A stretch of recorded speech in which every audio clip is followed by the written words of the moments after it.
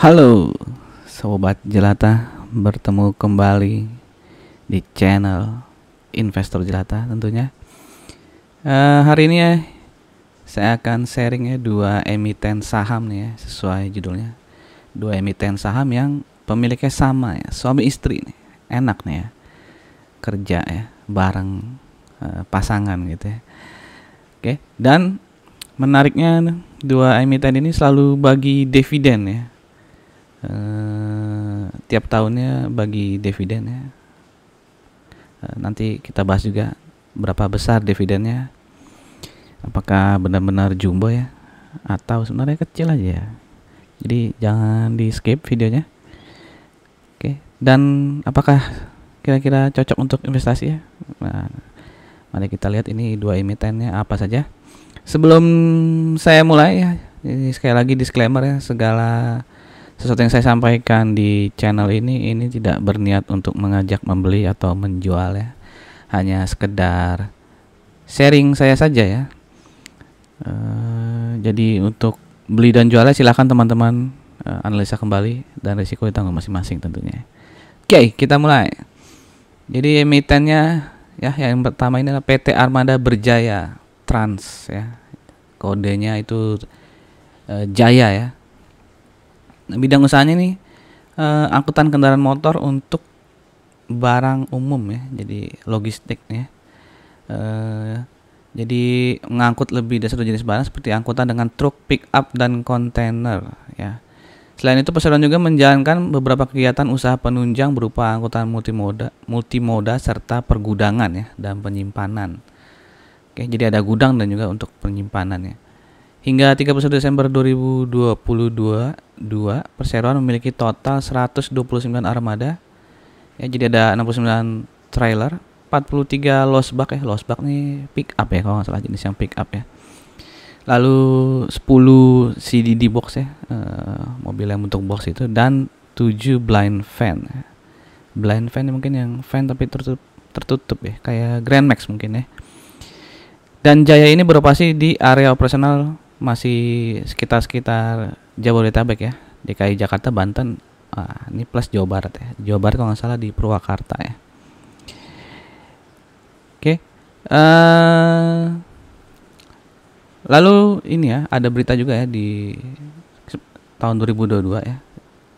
Jaya ini melakukan diversifikasi pelanggan ya, khususnya segmen retail. Jadi mereka bekerja sama juga dengan Shopee Express ya. Kalau nggak salah sejak 2021 sih ya sudah melakukan kerjasama. Silahkan teman-teman cek lagi ya. Dan tanggal berdiri perusahaan ini itu 30 Mei ya 2012. Lalu IPO-nya ya di tanggal 21 Februari 2019 dengan harga penawaran Rp288. Ya, waktu itu saham yang dijual ke publik itu 40% saham ya. Oke, kemudian ini perjalanan perusahaan Jaya ya, berdiri di tahun 2012. Kemudian wah, ini ada menutup ya, ada angkutan mesin pengaduk tak semen, tapi sekarang udah enggak berarti ya. Lalu di tahun 2000 awal berdiri namanya Armada Beton ya. 2018 berganti menjadi Armada Berjaya Trans ya, sampai sekarang ya. Nah, yang menarik sini tahun 2021 ya, perusahaan ini juga mendirikan perusahaan anak ya dengan nama PT Aman Bae Sentosa dan PT Aman Bae Perkasa ya. Jadi ini perusahaan properti ya, jadi diversifikasinya agak jauh dari logistik ya. Oke, jadi sekarang agak merambah ke properti. Oke, tahun 2022 membentuk divisi baru Armada Truk Box Panjang. Oke. Nah, ini yang tadi saya bilang merambah ke properti ya, khususnya di Bali ya, karena mereka punya tanah ya, tanah sewa tapi ini ya, di Ubud dan di Tibu Beneng nih, Padonan Tibu Beneng ya. Jadi akan membangun villa ini ya. Oke. Selain villa juga ya, bisa lihat nih Aman Bae Sentosa, kan tadi satu lagi PT Aman Bae Perkasa nih ya. Nah, itu berencana mengembangkan hunian rumah bersubsidi ya. Jadi selain villa tadi juga akan bangun rumah bersubsidi nih ya. Oke. Lalu ini struktur organisasi dari Jaya ya, bisa dilihat di sini direkturnya ya. Direktur utama Bapak Darmawan Suryadi. Lalu komisaris utamanya itu Jab Astrid Patricia ya. Nah, ini tadi saya bilang ya, dipegang oleh suami istri. Nah, dua orang inilah yang suami istri ya. Oke, Pak Darmawan suaminya ya, iyalah ya. Satu lagi berarti istrinya. Oke, ini juga bisa dibaca di laporan keuangan Jaya juga, itu ditulis ya, ini yang bagian bawah ya, bahwa Bapak Darmawan Suryadi ini, beliau memiliki rangkap jabatan di perusahaan lain dan memiliki afiliasi sebagai suami dari Jab Astrid Patricia. Nah, jadi bukan gosip ya, karena ada di laporan tahunan Jaya sendiri. Oke, kemudian ini komposisi pemegang saham ya per 30 April ya. Bisa dilihat di sini. Bapak Darmawan Suryadi ya memegang berapa persen tuh ya? 18,28% ya sebagai direktur utama. Lalu 34% itu PT Prima Global Indo ya. Nah, di sini udah kelihatan ya. Berarti yang satu lagi emitennya itu PT Prima Global Indo ya. Nanti kita bahas juga. Lalu ini istrinya Jab Astrid Patricia memiliki 6,89% ya. Jadi publik berarti memegang sekitar 38,51%. Oke, ini perusahaan keduanya ya, yang tadi juga ada di sini ya, PT Prima Global Indo Logistik yang memegang 34,82% saham dari PT Armada Berjaya atau Gede Jaya tadi ya. Oke, jadi PT Prima Global Indo Logistik ini sesuai namanya ya, logistik, jadi masih berurusan dengan logistik juga ya, sama seperti Jaya. Tapi di sini lebih ini ya, bukan cuma darat tapi juga angkutan laut maupun angkutan udara ya. Oke. Lalu perusahaan juga memiliki usaha penunjang berupa pengurusan jasa kepabeanan ya. Jadi karena ekspor impor ya dengan laut atau udara gitu. Jadi mereka juga bisa membantu klien yang ingin mengurus jasa kepabeanan. Kantor pusatnya berada di Jakarta dan operasi utamanya di Pelabuhan Tanjung Priuk ya, untuk laut ya. Lalu yang untuk udaranya di Bandara Soekarno-Hatta. Perusahaan ini berdiri PPGL berdiri 19 Juni 2015 ya. Jadi berdiri dulu perusahaan Jaya, baru berdiri yang PPGL. Lalu IPO-nya ini setahun setelah Jaya ya. Tadi Jaya 2019 ya. Ini 2020 ya, 20 Juli 2020. Harga penawarannya Rp110 ya. Saham yang waktu itu ditawarkan 20% dari saham total. Oke, kemudian ini milestone dari PPGL ya. Didirikan di tahun 2015. Oke, lalu ya membeli Armada Berjaya Trans ya. Melakukan penyertaan saham kepada PT Armada Berjaya Trans tahun 2015. Lalu 2019 itu operasional LCL Export ya. Nah, tadi juga saya nggak tahu nih LCL Export itu apa. Lalu saya googling lah ya di sini ya. Jadi kalau LCL itu berarti less than container load ya. Jadi kalau ada satu kontainer gitu ya nggak isi penuh gitu ya. Jadi kliennya cuma bisa ngisi setengahnya. Nah, jadi kayak barang-barang lah gitu ya. Jadi satu kontainer diisi oleh banyak klien gitu lah, kira-kira seperti itu ya. Jadi the goods of several clients are put into one container ya. Jadi barang-barang ya. Kalau yang satu kontainer full diisi satu klien tuh sebutannya FCL tuh ya, full container load. Oke, demikian. Semoga saya tidak salah ya, karena saya juga baru tahu ini istilah LCL. Kalau ada yang mau koreksi silahkan tulis di kolom komen ya, saya akan sangat berterima kasih. Oke, lalu tahun 2020 itu IPO ya. Nah ini sama ya seperti Jaya ya, bersama dengan Jaya 2021 mendirikan tadi ya PT Aman Bae Sentosa dan PT Aman Bae Perkasa tadi ya, yang bergerak di bidang properti. Oke, tahun 2022 pindah ke Jakarta Timur ya. Tadinya di mana ya? Kurang tahu juga saya nih. Oke, lanjut. Wilayah operasional PPGL itu lebih luas ya, karena mereka juga melakukan ekspor impor ya, jadi ke seluruh dunia ya. Tapi di Amerika belum ada ya, belum pernah ke Amerika maupun Australia ya. Oke. Nah, ini komposisi pegang saham ya. Ini saya kasih lihat yang di per tanggal 31 Maret 2022 ya, setahun yang lalu ya. Waktu itu Pak Darmawan Suryadi ini masih memegang 75,62% ya. Lalu pemodal lainnya pemegang saham lainnya yang lebih dari 5% tuh Bapak Hanif ya, sekitar 6,13%. Nah, tapi per tanggal 30 April ya, seperti bisa dilihat di sini, jumlah saham Pak Darmawan itu berkurang menjadi 52,01%. Nah, sekarang istrinya ya, Ibu Patricia ini menjadi 22,05% ya. Jadi istrinya membeli dari suaminya gitu ya. Kira-kira seperti itulah ya. Lalu tadi Pak Hanif itu jadi tidak ada di sini ya. Tidak ada lagi namanya di sini, diganti oleh Pak Surya Warni Surli ini ya. Ini untuk yang di atas 5% ya. Oke, mungkin Pak Hanif masih ada tapi di bawah 5% ya, sehingga tidak tercatat di laporan registrasi ini. Lalu publik lainnya berarti sisanya 20,83%. Oke, sebelum kita lanjut ke neraca keuangannya ya, jangan lupa untuk subscribe channel ini, klik loncengnya gitu ya, supaya ada notifikasi. Silakan like video ini jika suka dan merasa berguna dengan channel Investor Jelata. Oke, lanjut. Kita mulai dari PPGL dulu ya, dimana bisa dilihat tadi IPO tahun 2020 ya, lalu langsung bagi dividen di tahun 2020 sebesar Rp2. Kemudian 2021 tidak ada, tapi di tahun 2022 ini membagi 3 kali ya. Jadi menurut saya yang Rp6 ini tanggal 11 Januari 2022 itu sebenarnya untuk tahun 2021 gitu ya. Mungkin rapatnya telat atau gimana gitu. Karena di Januari 2023 ini belum ada pembagian dividen ya. Jadi saya anggap 2 ini untuk di tahun 2022 ya. Oke.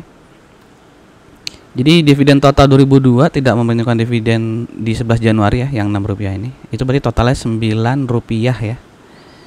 Jadi kalau kita hitung dividen yieldnya di tahun 2022 ya. Ini saya pakai harga saham di tanggal 6 Desember ya, 1 hari sebelum di tanggal cum date ya. Karena ini ex date-nya 7 Desember. Jadi tanggal 6 Desember itu harga sahamnya Rp135. Jadi dividen yieldnya itu kalau kita hitungnya 9 dibagi Rp135 itu sekitar 6,66% ya. Wah, ini triple six nih. Oke, 6,66%. Jadi termasuk jumbo loh ya, karena di atas bunga deposito bank ya. Oke. Lalu kita lihat ya revenue dan net income ya. Jadi di tahun 2022 revenue-nya itu 291 miliar, naik dari tahun sebelumnya yang 258 miliar ya. Lalu net profitnya juga ikut naik ya, dari 16,5 miliar tahun 2021 menjadi 17,6 miliar di tahun 2022 ya. Nah, itu kalau kita hitung net profitnya naik berapa tuh ya? Coba kita hitung dulu ya.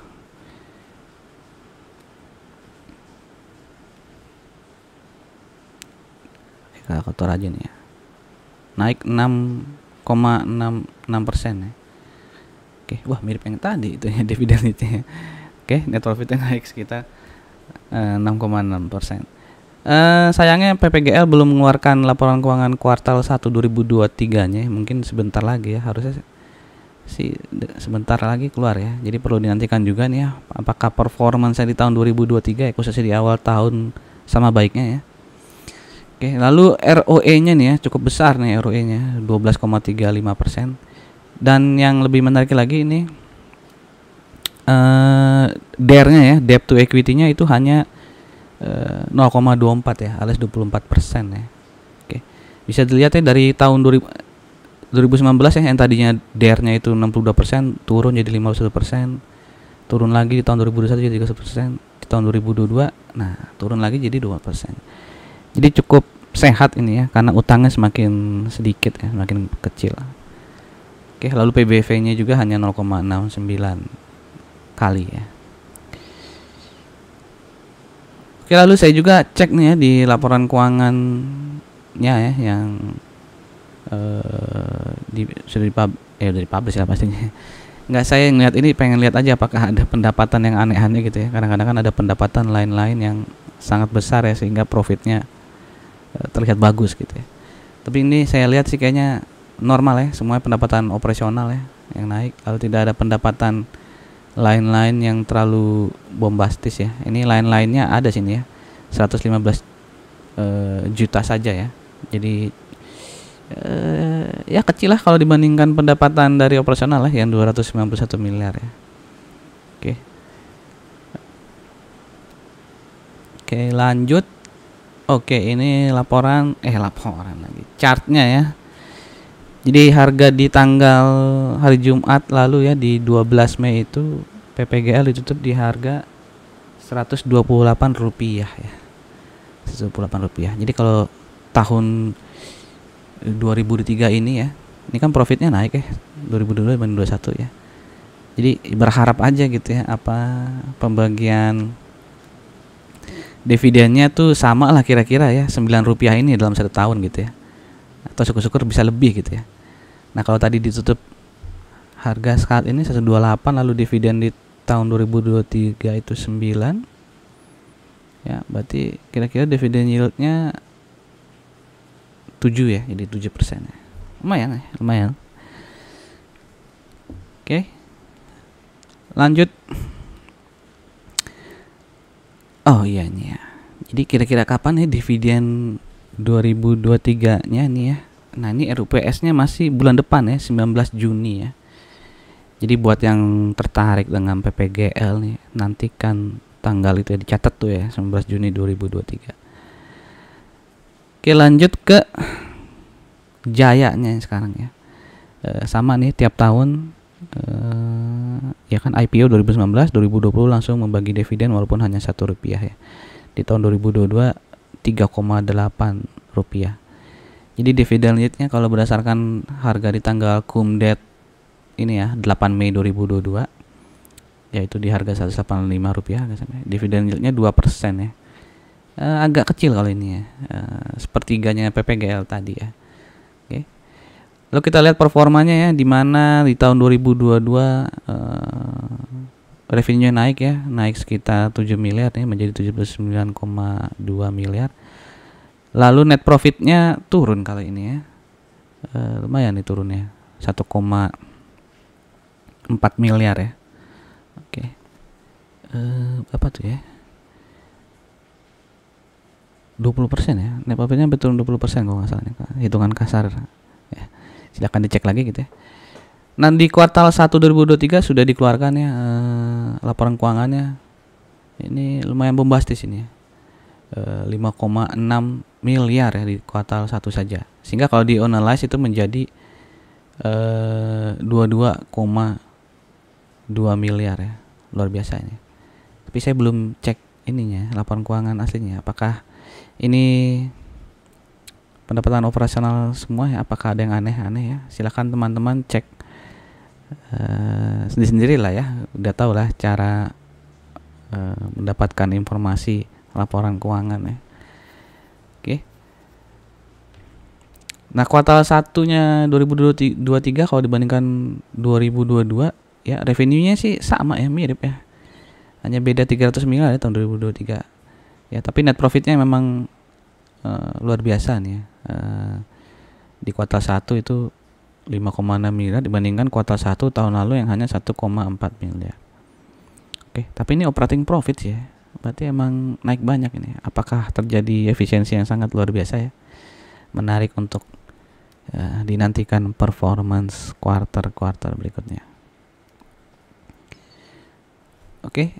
Nah, ini sekedar informasinya di 2021 berarti ya, 2021 ini apa ya, November Desember ya, itu ada right issue ya, Armada Berjaya. Tapi setelah right issue selamanya melonjak naik ya, kemudian turun lagi sideway nih, sedang sideway tapi ada tanda-tanda kebangkitan ya, karena sudah mulai terlihat uptrend ya. Harganya 134 ya. Oke. Oke, kemudian RUPS-nya ini 19 Juni ya. Sama sama tadi ya. Iya, sama 19 Juni ya. Ini jangan-jangan tempat RUP Center sama ya. Oke, jadi kalau mau tahu dividennya berapa, mungkin itu akan diputuskan di tanggal 19 Juni ini ya, di RUPS Armada Berjaya Trans. Oke, demikian saja info terkait dua emiten ya, dua perusahaan yang komisaris utama dan direktur utamanya adalah sepasang suami istri ya. Dan dividennya cukup menarik ya, dividen yieldnya, terutama PPGL. Oke, sekali lagi ini bukan ajakan membeli dan menjual dari saya. Silakan teman-teman melakukan riset sendiri ya dan memutuskan apakah saham ini cocok untuk menjadi lumbung cuan dari dividennya atau capital gain ya, silakan. Oke. Demikian dari saya. Terima kasih sudah menonton video ini. Sekali lagi silakan subscribe channel ini dan like video ini jika kalian suka. Terima kasih. Sampai jumpa lagi di video-video berikutnya. Salam jelata.